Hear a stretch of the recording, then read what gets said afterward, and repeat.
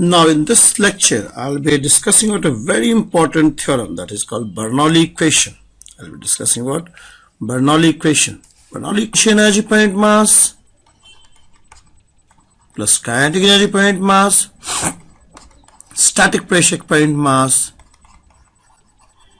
is constant. V is potential energy per unit mass, Q square by 2 is kinetic energy per unit mass, and P by rho is static pressure per unit mass, right? Static pressure per unit mass. So they are all energy per unit mass term. They are all energy per unit mass term. For gravitational system,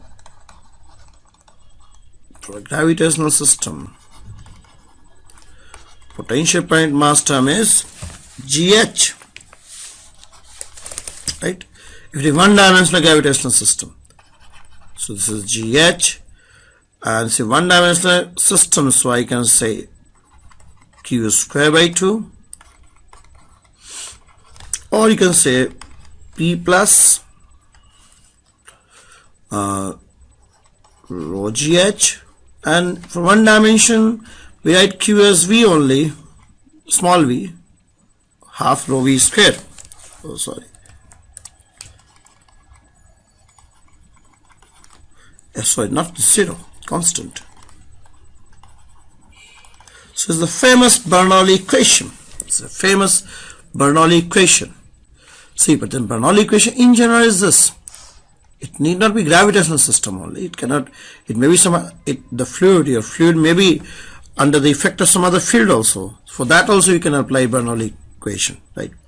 So that's how we can go for this Bernoulli equation. This is Bernoulli equation. They are basically energy per unit mass term. Here it is energy per unit volume term. If I multiply rho, they are energy per unit volume term. The pressure energy, this P is called pressure energy per unit volume, says potential energy per unit volume, this is kinetic energy per unit volume. This is kinetic energy per unit volume. Alright, so let me write all these things. This is your P plus half rho V square plus rho GH is constant. This is pressure energy per unit volume. What is pressure energy per unit volume? How do you physically realize this pressure per unit volume? See, pressure is also a kind of energy. Pressure is also a kind of energy. Do you believe or not? It's also a kind of energy. Suppose you have, say, some kind of, say, piston and filled with water, say, near the orifice. When you push this, what actually you are doing? You are increasing the pressure over here. When you apply a force F at this point, the pressure becomes, earlier it used to be PATM only. Now the pressure at this point becomes PATM plus F by A, right? So the pressure here increases. Pressure increases means the pressure energy increases. Pressure is also a kind of energy, you can say.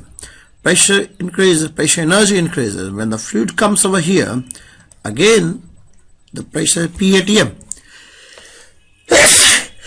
PATM. So where this pressure goes, it converts to K. This pressure F by A converts to kinetic energy. So this is also a form of energy which got converted into kinetic energy, right? This is a pressure energy which got converted into K, right? See, you are in the classroom and suppose you are studying for, say, usually in my classroom I have 4 hours of classes. 4 hours of classes. So I usually see that by the end of the 4th hour, people are under huge pressure. They are studying physics for 4 hours continuously without any break. So that there was huge pressure on them. And when class is over, I can see the kinetic energy in the students, right? I very well see the kinetic energy of the students. So they are not at all tired. They were looking tired in the classroom. By the time I spent 3.5 hours, the people look tired. In fact, the huge pressure is seen on their faces, study pressure. They have been in the classroom for 4 hours studying physics or studying fluid dynamics. So I see huge pressure on their face. But then when they come out, all the tiredness goes away. They all go to Domino's and McD and they just eat pizzas and all that. So from where they are getting this energy? The pressure has got converted into, the pressure energy has got converted into kinetic energy, right? They look cheerful. The pressure energy which I develop in the classroom, gets converted into kinetic energy when they come outside, right? When you are giving exam, you work very hard. One day before the exam, a huge pressure is there on your head, huge pressure, you develop a huge pressure. And on the next day when you give the exam, you become very cheerful. Your K is seen in your body. You just feel like energetic. You feel very energetic after your exam. After exams are over, you feel very energetic. Do you know from where that energy is coming? That energy is coming from pressure. The pressure has gone down. All the pressure has got converted into K, and you feel energetic. You feel very energetic, right? So that's how the pressure is some kind of energy which is latent, which is some inherent energy which gets converted into K when it is same thing over here. See, you might have seen overhead tank.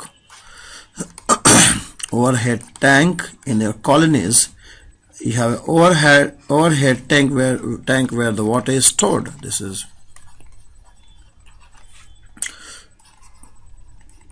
tank. It's at very height, so you have lots of pressure getting built up over here, right? And when the water comes, so it's not pressure, in fact it's a gravitational energy. But then suppose the water is coming out some velocity, I can say velocity v.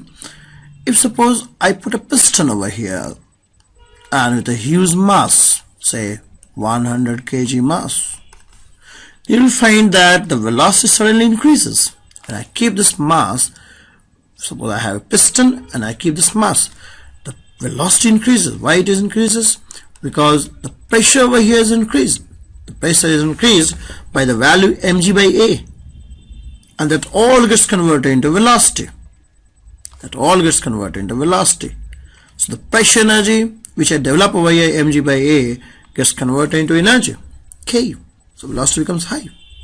So that's the pressure energy. This is kinetic energy per unit volume, and this is potential energy per unit volume, like gravitational P per unit volume, right? So this is how it works. You must understand what is pressure energy. It's very important Bernoulli equation. Okay, so I'll go for the question. This